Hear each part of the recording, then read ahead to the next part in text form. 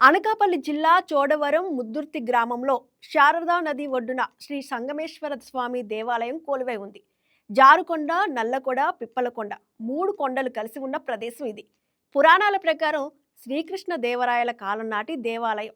అర్జునుడు అరణ్యవాసం చేసేటప్పుడు శ్రీకృష్ణుడు ఈ ప్రదేశంలో శివలింగం ప్రతిష్ఠించమని అర్జునుడికి చెప్పడంతో ఇక్కడ శివలింగం ప్రతిష్ఠించబడింది. సంగమేశ్వర దేవాలయానికి రెండు ప్రాముఖ్యతలు ఉన్నాయి. ప్రసిద్ధి చెందిన కాశీ క్షేత్రం తర్వాత రెండో కాశీ క్షేత్రంగా అఖండ శ్రీ సంగమేశ్వర దేవాలయంగా ప్రాముఖ్యత పొందింది. మరణించిన వారిని ఇక్కడ రుద్రభూమిలో దాహనపరిచి పిండ ప్రదానాలు చేసి పవిత్ర శారదా నదిలో స్నానం ఆచరిస్తే కాశీకి వెళ్ళినంత మోక్షం లభిస్తుందని నమ్మకం. మరో ప్రత్యేకత ఏంటంటే ఇక్కడ ఉన్న త్రివేణి సంగమం.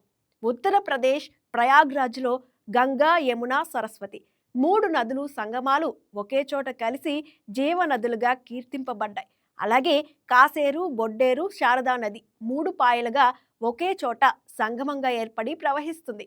ఈ మూడు నదుల సంగమమైన శారదా నదిలో భక్తులు స్నానం ఆచరించి సంగమేశ్వరుణ్ణి దర్శించుకుంటే సకల పాపాలు హరిస్తాయని నమ్మకం.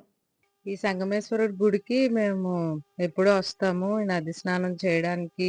ఇక్కడ ఈ పుట్టిన దేవుడిని చూసి మాకు చాలా ఆనందంగా ఉంటది. ఈ నదిలో స్నానం చేసి కోరుకుంటాము. ఏదనుకున్నా అదే జరుగుతుంది. మేము చోడవరం నుంచి గ్రామంలో నుంచి వచ్చాము.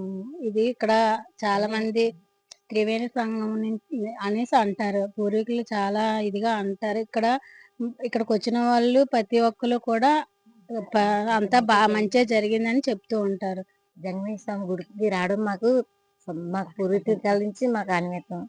తర్వాత ఈ త్రివేణి సంఘంలో స్నానం చేస్తే ఆయుర్వేద అష్ట సంపదలు కలుగుతాయనేసి మాకు తెలుసు. అందుకే మేము ప్రతి ఏటా వచ్చి మేము తండ్రి దర్శించుకుంటాము. మేము ప్రతి సంవత్సరం ఇక్కడికి వస్తామండి. తండ్రి బాగా మాకు అనుగ్రహం ఎక్కువ ఇస్తారు తండ్రి. కాకపోతే ప్రతి సంవత్సరం ఏదైనా మేము ఇక్కడికే వస్తాం. స్నానాలు అవి చేయడానికైనా ఏదైనా ఇక్కడ కార్తీక మాసంలో దర్శనం చేసుకోవడానికైనా ఇక్కడికి వస్తాం. మాకు ఇక్కడికి వచ్చిన తర్వాత మాకు మంచి జరిగింది.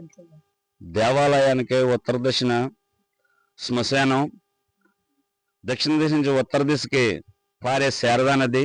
ఈ శ్మశానము శారదా నది ఉన్న వల్ల కాశీ తర్వాత రెండో కాశీగా పేరుగాంచిన ముద్దుర్తి సంగమేశ్వర శివాలయం ఉన్నది.